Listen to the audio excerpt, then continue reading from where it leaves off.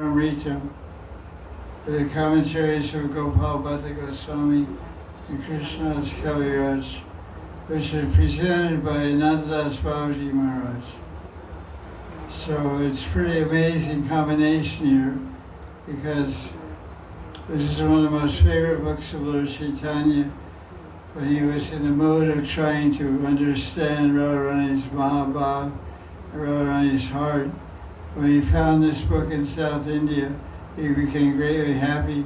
He brought it back to Jagannath Puri. He would hear it every night in Gambhira.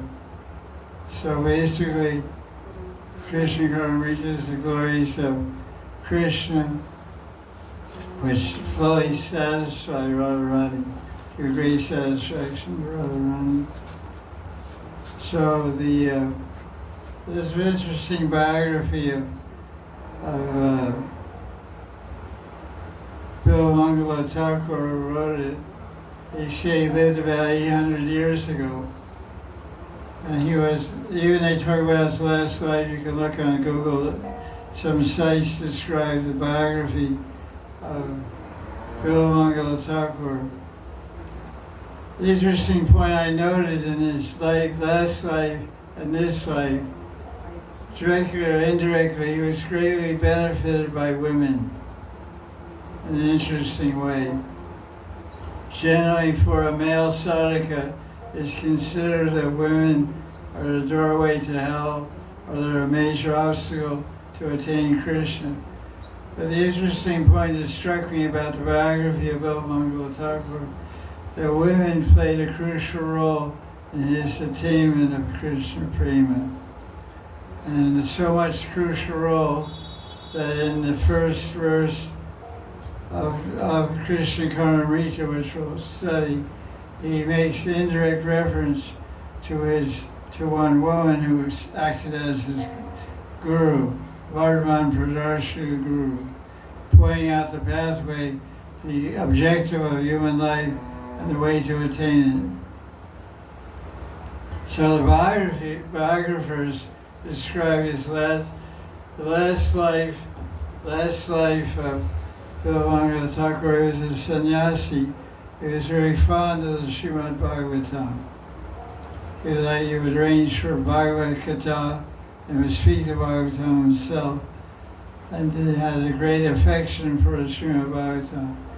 So he put on very big programs of Bhagavad Gita. People would speak the Bhagavatam. In his last life, he was a sannyasi. And he would spend a lot of money, he would collect donations here and there, put on these big programs. So once one queen or princess, whatever, was being cremated. So when she was being burned up, she was covered with gems and gold and all kinds of stuff like that. So after she was burned, a lot of jewels and gems and gold were still there on the cremation ground where she was burned. Because when you burn a body, all the flesh and organs get burned up, but many of the bones don't get burned up. I've seen in cremation ground here when Ananta Babaji was burned. The next day many devotees went there and found some bones and things to make samadhis. And when my Gurudev was entered his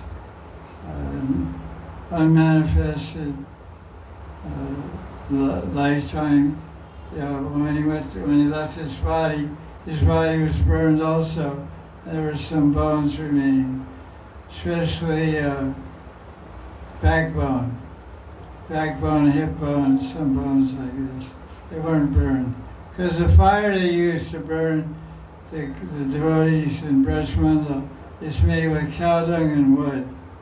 It's not like some electric oven in the city, which you can adjust to very high temperatures. So there's always some things like bones left. So he was there, he went to take those gems and gold from this burned up body of this queen as a sannyasi, Krishna, Bill Mangala Thakur in his prior life. And he heard a voice, very prominent voice, woman's voice. She said, "Hey, this is wrong." you need some money, you need some wealth for your Bhagavatam. In my palace, under my bed, there's a big trunk that my father doesn't know about. It's full of gold and gems. You go there and tell tell my father that I fear to you and give it to you for your Bhagavad Seva. So Bilamanga Thakur went to the king's palace and he said, he told a story, pretty interesting story. I went to steal the gems and gold from your daughter at the Shamshan ground, cremation ground, and she spoke to me from the grave, or so he said. And she said under her bed there's a big trunk full of gold. So the king was, what? I don't know about that. So he went to her room, and lo and behold, he found a big trunk. So he gave it to the guy, to the sannyasi. He spent all that, and then he went back to Shamshan ground. This is Maharaj to take the remaining gems and jewels for that burned up queen. And she again spoke to him. Apparently, she was staying around there for a while, hang around that graveyard or whatever, some cremation ground. She said, listen, I gave you all the gold under my bed. I curse you that you're gonna fall down in your next life. So in his next life, the sannyasi was born as Bilamanga Thakur in South India as a Brahmin. And he fell down with the queen who took a new birth and became a prostitute. And her name was Chintamani. So a very interesting person. So Bilamanga Thakur, he was very much attached to Chintamani, the prostitute. He went to great lengths to meet her. At one time she said to him, she said, you're so crazy about my body, you should be crazy about Krishna. And I've heard that a lot of saints live in Vrindavan and they've seen Krishna, they realized Krishna by living in Vrindavan. So why don't you use all your enthusiasm to try to find Krishna in Vrindavan? This was the instruction of Chintamani, the prostitute. So Bilamanga Thakur said, that's a good idea. So she had a lot of power. So he left, and we came to Vrindavan. On the way, he became attracted to a lady at the well, beautiful lady at the water well. So he followed her home. And the husband said, what do you want? He said, I want to embrace your wife. So he called his wife and said, this wandering mendicant, this sadhu, wants to embrace you. So we should satisfy the same person. So he told his wife to give an embrace. So he did. She did. And then but before that, before she gave a raise, he asked her, he said, can you give me your hairpins? Because ladies already have all stuff up here, hairpins and stuff. So she gave to him, and Bilamanga poked out his eyes. He knocked out his eyes so he couldn't see. So this is how he came to Vrindavan. He became blind. But it's said that Krishna came somehow in different forms and guided Bilamanga to come to Vrindavan. He came to Vrindavan, he did bhajan at a place called Brahmakund. Apparently he lived a very long life. It's a little hard to believe. He lived about 1,000 years ago, but they say he lived for several hundred years. Who can tell? That's what the biographies say. And he left his body at Brahmakund. The samadhi is there in Govinath Bazaar. You can see the samadhi of Bilamanga Thakur. So he wrote this Krishna Karnamrita there. And Lord Chaitanya very much liked this book. I'd like to study the verse of this book. So let's start. So the first verse of the book is Krishna Karnamrita.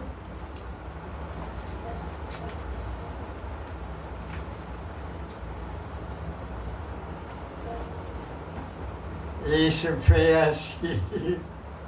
Yeah, I told you to come. It's my first class in Karti. So I thought better you hear Harikatha as long as you can stay. We're reading Krishna Karnamrita by Bilbanga Thakur. So stay as long as you can and carry on with your work. So this is the first verse of Krishna Karnamrita. It's called Mangalacharan.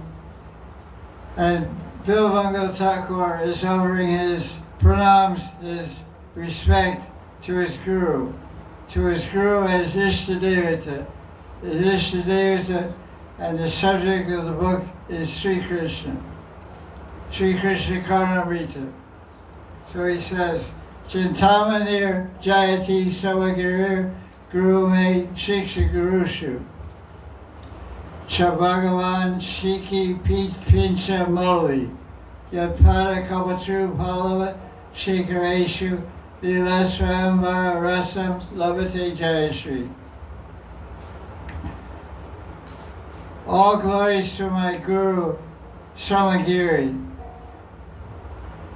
Bilbanga Thakur was a Vaishnava. He's initiated Rudra Sampradaya with a prominent guru that tried there, Vishnu Swami. He's from South India, but he's a Vaishnava. His Ishtadevata is Krishna. So his guru's name is Somagiri, who is like a Chintamani. All glories to Brajendanandan Sri Krishna, who is my Shiksha Guru, wears a crown adorned with peacock feathers, and where Jai Sri Radharani sports at the tip of Krishna's toenails, and attains the joy in finding her life's partner. That's an interesting translation. But here it's a hidden way. There's in Sanskrit books, there's something called prokshavad.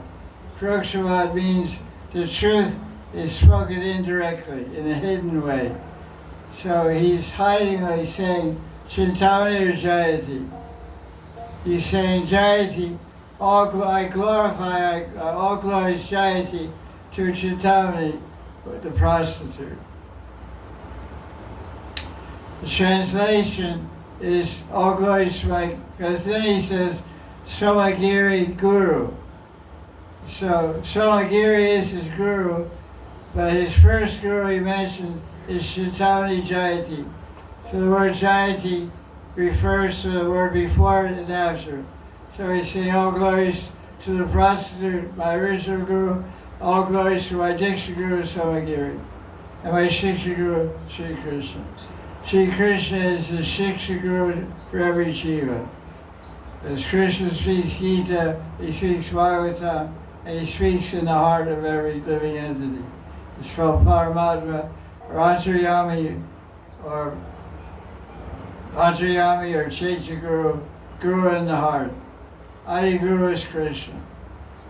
So there's a commentary here by Ananta Babaji. He's collected the commentaries by Gopal Goswami and Krishnadas Kaviraj. Krishnadas Kaviraj in the spiritual world has a second form. Who is it?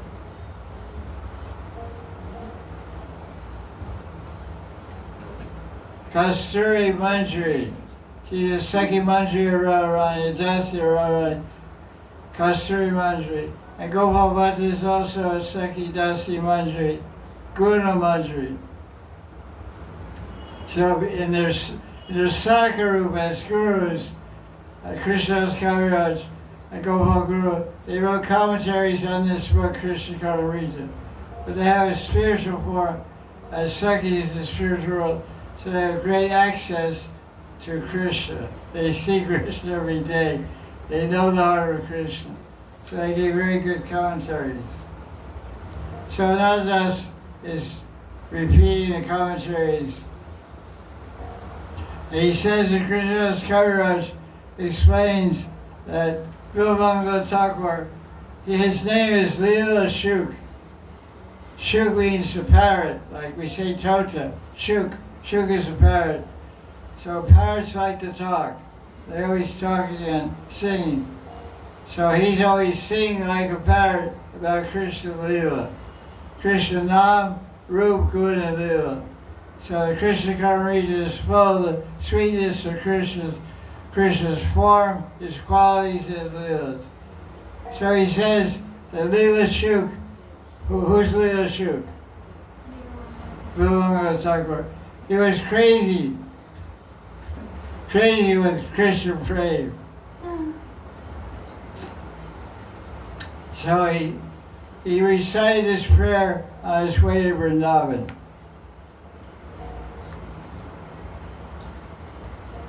He's glorifying his Guru Dev, and indirectly he's paying respects to the prostitute who pointed him in the right direction.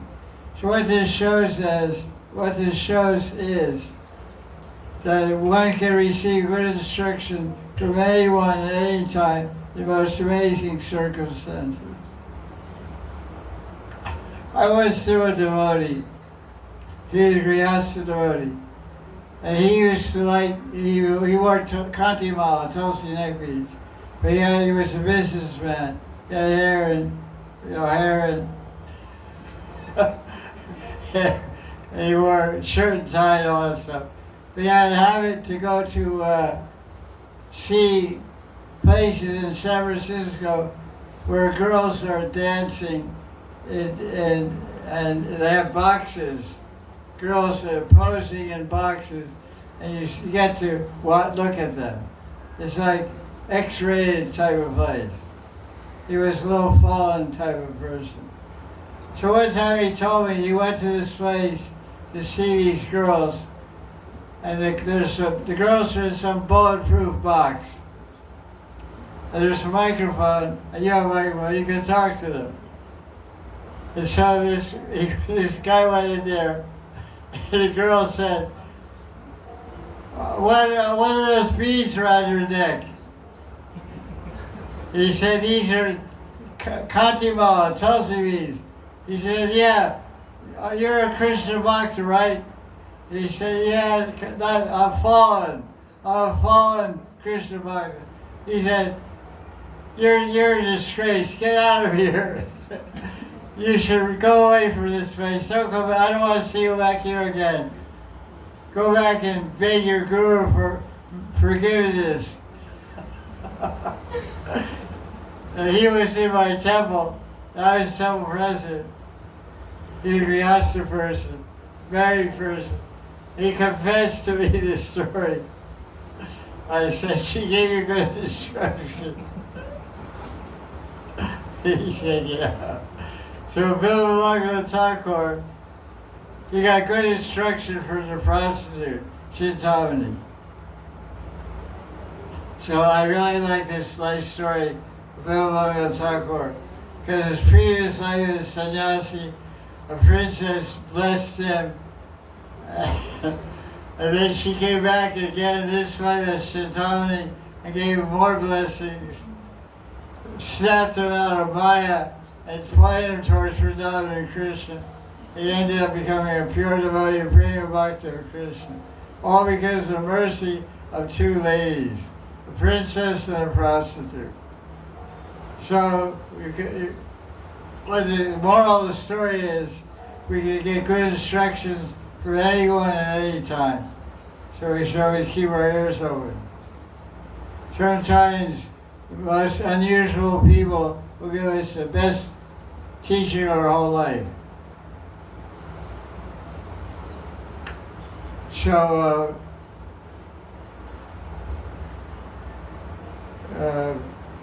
Ananta Swami says that Leela Shuk didn't compose this book with conscious effort. It was out of ecstatic love they uttered these verses. It's basically, Krishna KARNAMRITA is a love poem. It's a love poem of Leela Shuk offers to Krishna. He's a lover of Krishna. So he's sharing his love with the world by putting it in Sanskrit poetry.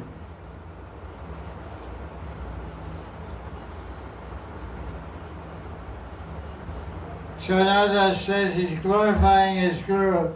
He says, my guru is a Chintamani. Chintamani is a special gem which fulfills all your thoughts.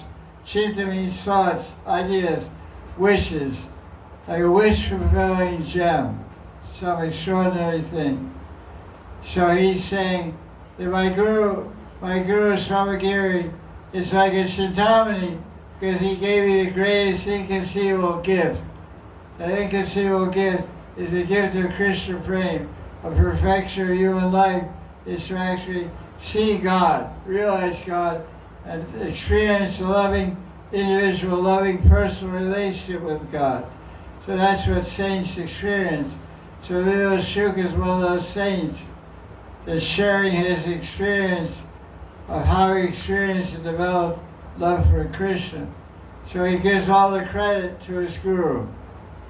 So my guru is a Chintamani. Because the wish of every living entity wishes for happiness. Everyone wants to be happy. They want to be happy eternally, and no one wants to die. Everyone wants to live forever. But death is part of birth. If you're born, surely you'll die.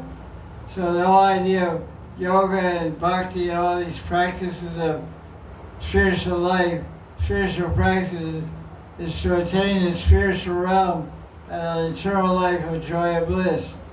So the path of bhakti is a path of loving service. Love means service of Krishna. And Krishna serves us and we serve him. The dynamic exchange of love giving love, love receiving love. But it's transcendental because the object of love is Bhagavan Sri Krishna, and the giver of love is the Atma, not the body. So the Atma is the eternal principle. The eternal principle is connected to Bhagavan, who is the eternal Godhead, or absolute truth. So before he starts his work, he offers his respects to his guru. So Ananta quotes a lot about the glories of Guru. He quotes from different books of different saints, like Narottam Das Thakur. He said, only by the mercy of a Guru can one cross the samsara. That's true.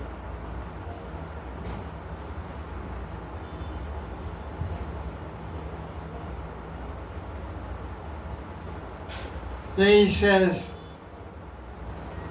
I forgot all of it. She's translating the Russian. That's interesting. Take a lot of exercise. So he talks about, he quotes a verse from Bhagavatam, 10th canto, chapter 44, when Krishna went to Mathura. And the Mathura Ramanis, young women of Mathura, were glorifying Krishna. They were glorifying Vrindavan. Although they're living in Mathura, they're glorifying Vrindavan. They say, the earth of Braj is very pure because Krishna wanders there with a Vaijayanti Mala. He wanders with the cows and plays his flute. And Lakshmi worships his lotus feet. And Jiva Goswami comments on the Bhagavatam, saying that the verse has the word Anshanti, which is in the present tense. The Sanskrit is present. It's not past or future. So the implication, the meaning of that present tense verse is that Krishna even today is wandering in the land of Vrindavan. Krishna is wandering in Braj. and he's seeing everyone that comes to Vrindavan. So the idea is, Ananta is building an argument that Bilbanga Thakur has come to Vrindavan looking for Krishna, and he's hinting at this verse Jayati that Bilbanga is saying, all glories to Krishna, which means it's also, Jayati is also in the present tense, which indicates that Bilbanga will see and get darshan of Krishna in Vrindavan, even though he has no material eyes. Because you can see Krishna with your spiritual eyes. And that's the theme that's going to be developed here. Present tense, it's now. So many saints have had darshan of Krishna in Vrindavan in the last 5,000 years. And all the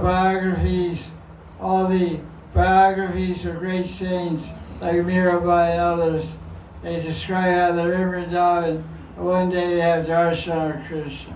They have what they call sporti, vision of Krishna, or sakshat darshan, direct darshan, direct vision of Krishna. So he's developing this idea of present tense, Sanskrit verses from Bhagavatam, and also Krishna KARNAMRITA, to try to help us understand that Krishna is right here, right now in Vrindavan.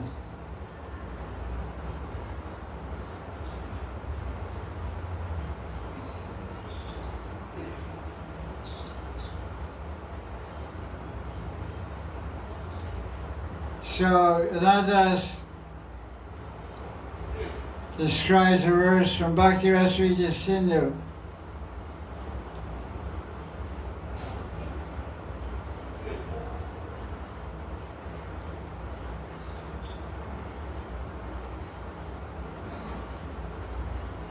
He says that Krishna is the guru of all the arts of love, and the gopis of Vrindavan are his students. So he says that little Shuk has experienced all these types of sweetness of Krishna. That's why he's able to write this book, because he's directly experienced it. So that's why in this verse, he's seeing in his spiritual eyes Krishna's beautiful peacock feather. So he says in this verse, in the first verse, Krishna wears a beautiful peacock feather. So what does it mean? It means Krishna wears a crown of peacock feathers.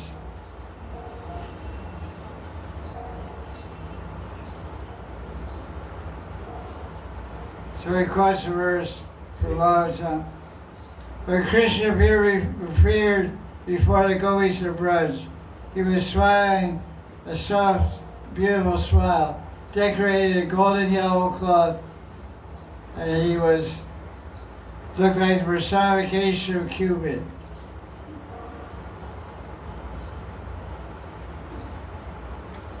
Krishna is so beautiful that he becomes attracted to his own beauty. And there's a term for that. What's that called? Narcissist? Narcissist looks through his automobile. Mirror, mirror on the wall, who's the fairest of them all? Me. It's funny, actually. When Krishna's in Gokul, he's stealing butter. He's stealing butter from the house of a gopi. And they have pillars in the house, like marble pillars, very shiny. And Krishna was hiding behind a pillar, moving here and there, trying to find where the butter was to steal the butter. So he got to one column, and he saw a boy in the column. A blue boy with wavy hair, very beautiful. He looked in the column. It was his own reflection, but he thought it was another boy about his age. So he said, "Shh, don't say anything. I'll get some butter. I'll bring some for you also. I'll eat some and bring some to you." And meanwhile, one coward lady, one coward woman was watching from a distance. this guy is seeing himself in the column and talking to the marble column. I'll bring you some butter. And she started smiling. She liked that pastime. Okay, steal my butter. But Krishna was in Dwarka in Gujarat. Dwarka, inside the palace there was a lotus pool with water inside the palace. One time Krishna was looking, he saw this handsome man. He said, "Who are you? You're so handsome. I'd like to meet you." Queen Rukmini was standing nearby. She said, he's seeing his own reflection in the pool of water and becoming attracted and saying, "You're a really handsome guy. I'd like to meet you." This is in the Shastra. So it's not wrong if we do the same thing.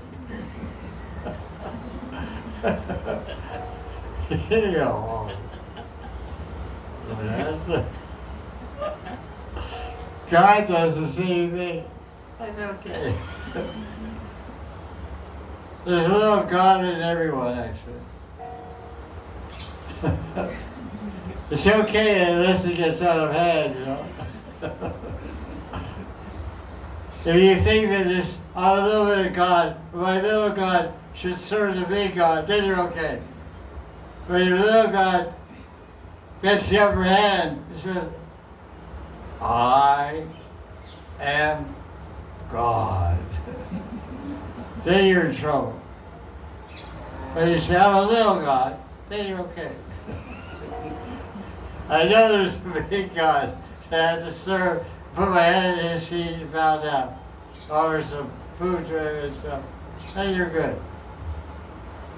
If you keep acting like that, someday you may think, "I am a servant of God." I'm not a little God or medium God or God himself. Take some time. About 108 lifetimes to be exact. Not bad. We're on our way. Okay, so there's a lot of verses glorifying the gopis. That's nice. And there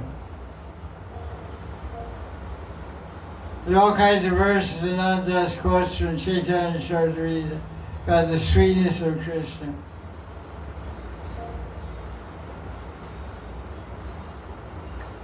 Gopal Goswami makes a nice point.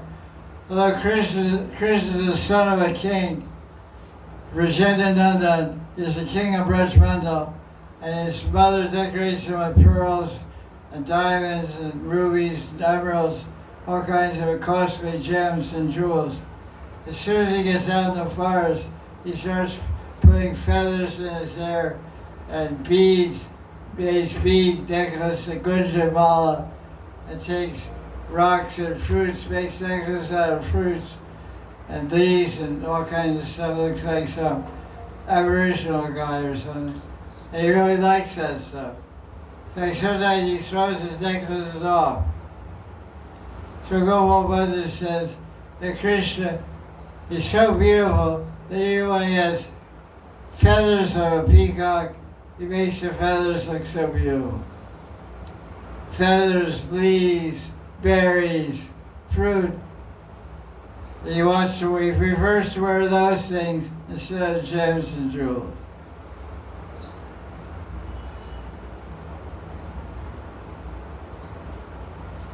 In the verse, the word is there, Jai Sri.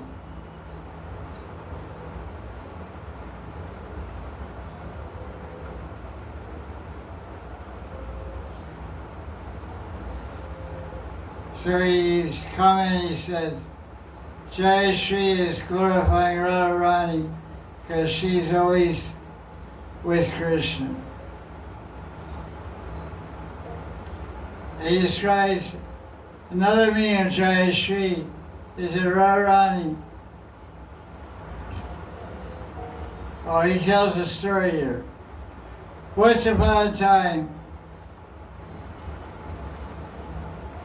the Princess of Beauty went around the universe searching for a husband, holding a flower garland in her hand. She traveled throughout the universe, couldn't find the right person to marry. I know a lot of girls like that.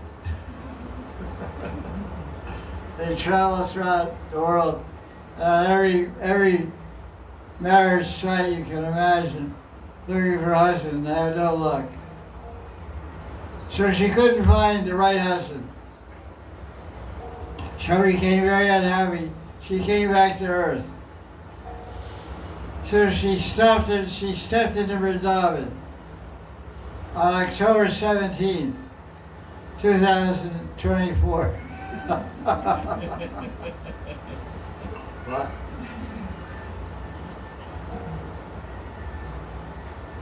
So this Princess of Beauty didn't know that the infinitely beautiful and immensely sweet Govinda was presently in Vrindavan. So Princess Beauty, Princess Sundari, her name was Sundari, Princess Beauty, she thought, I went all around the universe looking for a husband, a good-looking guy. I couldn't find one. Now only all this forest remains. Maybe I'll find some guy in this Vrindavan. So she started wandering around the forest of Vrindavan. What happened? She heard a flute player. She heard somebody playing the flute. Princess Beauty became enchanted by that flute music. So she ran like crazy toward the sound, the direction where that flute music was coming. And lo and behold, she saw the dazzling, beautiful form of Govinda.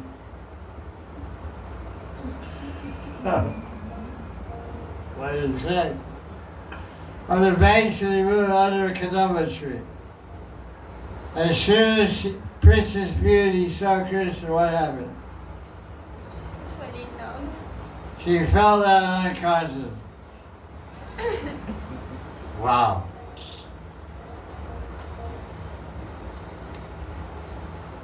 She woke up after some time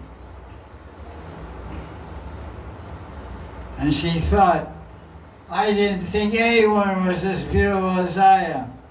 Sound familiar?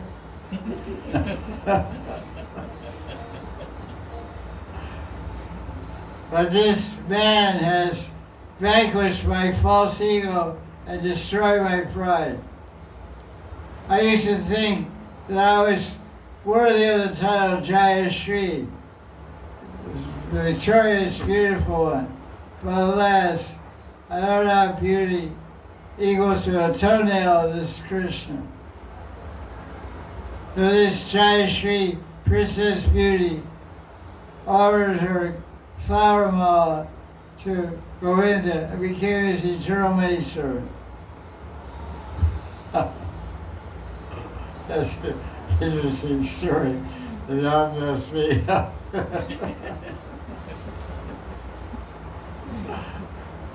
Yet Father coming through, follow my figuration.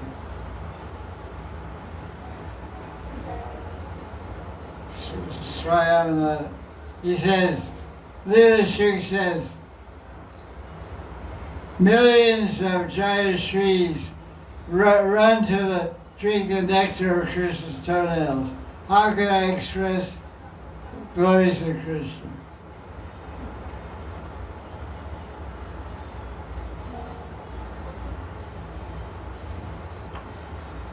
Krishna's Kaviraj translate Jai Shri as Srimati Radharani. Jai Shri means a lady who is expert in all the arts of telling jokes, splashing water, and lovemaking. and she always blissfully enjoys the nectar of Krishna. There's another reason Radharani is called Jai Sri, because she defeats all the beautiful women in the universe. Because generally people think Lakshmi Devi is very beautiful, as she is. But Radharani is more beautiful than Lakshmi.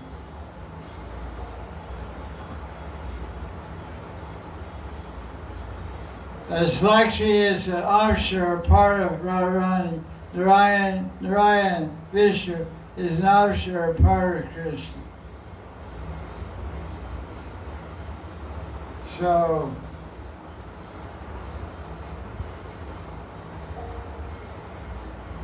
they quotes Brahma's prayers, Brahma's Suti, where Brahma is saying that Krishna is the origin of Narayan, etc. It's a very long commentary of Ananta Sunday source. All the verse actually. He minutely analyzed every word.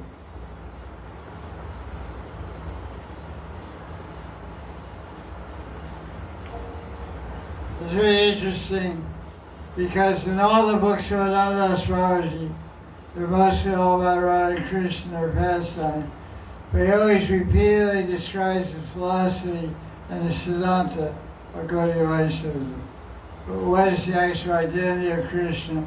He's not just a boy running around Vrindavan. He's actually God himself, the absolute truth. So he's always, although it's books about so many leelas, he's always describing so much what we call tattva, or spiritual truths. Repeating, like for example, he's saying Jai Sri, because Radharani is the source of all the queens of Dwarka, all the Kovis and Sakhis of Vrindavan, all the Lakshmis of Vaikuntha. They all originate or source from Radharani. So that's why she's Jai Sri. So he explains how they're all expansions of Radharani.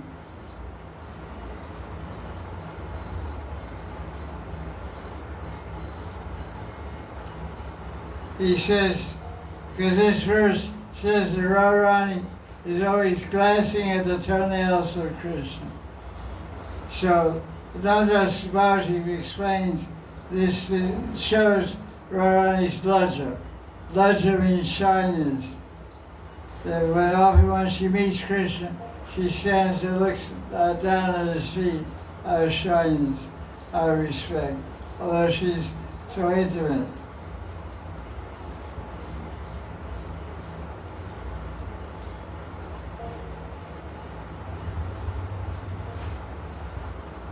He says what happens when Radharani first meets Krishna, she feels very shy and she wants to go home. She shows the contrary mood, like a disinterested mood, although actually her heart is full of anurag. Anurag means intense raga, intense attachment and attraction. And it's so intense that she feels that Krishna is new at every minute. Anurag, her rag, her attachment is increasing moment by moment. So he's explaining this. So when anurag increases, her shyness decreases. So she starts off by looking at Krishna's toenails out of shyness. After some time, she ends up dancing at Rasa dance, holding hands and embracing and end up going to Kunja, Lila Kunja and all. But anurag, your heart increases moment by moment. This thing goes on over again. Straight on.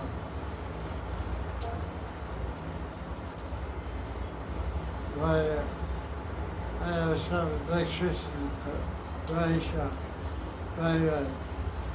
Jai Sri Radhe. Right. Press the button up and down. Green one. Huh? Power button is switched on. I don't know, is it working? Not working. I don't know, it's just speciality here. Try to switch over. Turn on it off. Right. That's right. The red light there or what? Green light? Nothing is there. Nothing.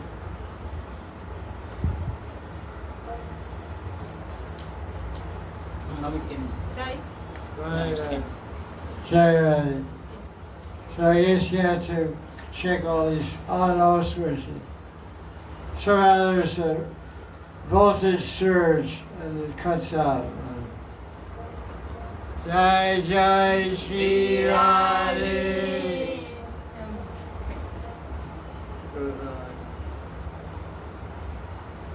So he talks about what's the meaning of stomach urine. The song again? it's there. Right. I don't know what's going on. I gotta switch another speaker tomorrow. Right, Sean.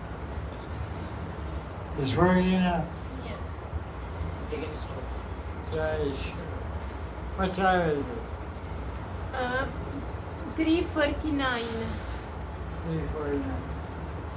So the rest of the still working. Can we move it here? Huh? This one. Can we move it here? We can keep directly. Put that one in there? Yes. Okay, go ahead.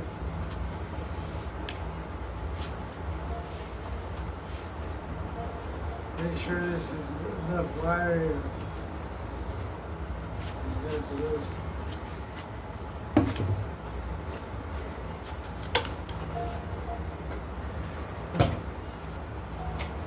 Jai Sri Radhe. It's working. Try this way. Okay. He goes into a big discussion about Tama, Moa, Moa, Tamesha, Ananta. It's amazing how such a rasic book, such an intimate book as KRISHNA KARNAMRITA allows us to be able to find so much philosophy. It's like really packed with philosophy. He analyzed everything so intimately, minutely. He's basically saying, because the verse about the first verse is to glorify the Guru. So he explains that that anarthas and obstacles which are difficult to give up by oneself can be given up by invoking the memory of the Guru and the mercy of the Guru. So that's why the author himself, Bilwanga Thakur, he's praying for mercy of his Guru when he starts writing this book. So that's why our Shastras say, at the beginning of every endeavor, at the beginning of every day, beginning of every hour, we should always remember Sri Bhagavan Sri Krishna and Sri Guru. Like the Valva Sampradaya, they say, Sri Krishna Saranam Mama. I take shelter of Sri Krishna. So this is a very good point. Sri Krishna Saranam Mama. I take shelter of Krishna. So we should take shelter of Bhagavan Sri Krishna every moment. And we're able to take shelter of Krishna if we take shelter of Guru. There's many shastras to describe where Krishna himself speaks in Skanda Purana, Padma Purana, other Puranas. If one worships me without worshiping Guru first, I don't accept his worship. Krishna himself is saying. So even Bhagavan is saying, first honor the Guru, then worship me. First worship the Guru, then worship me.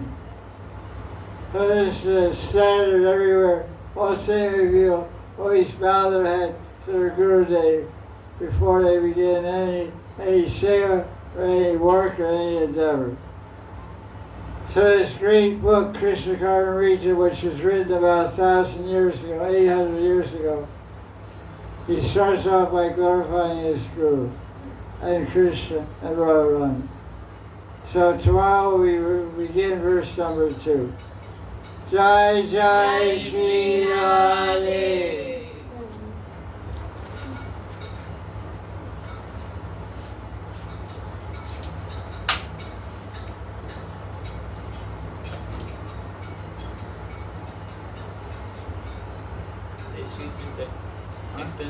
This extension works Problem. right. Okay. We do it like this.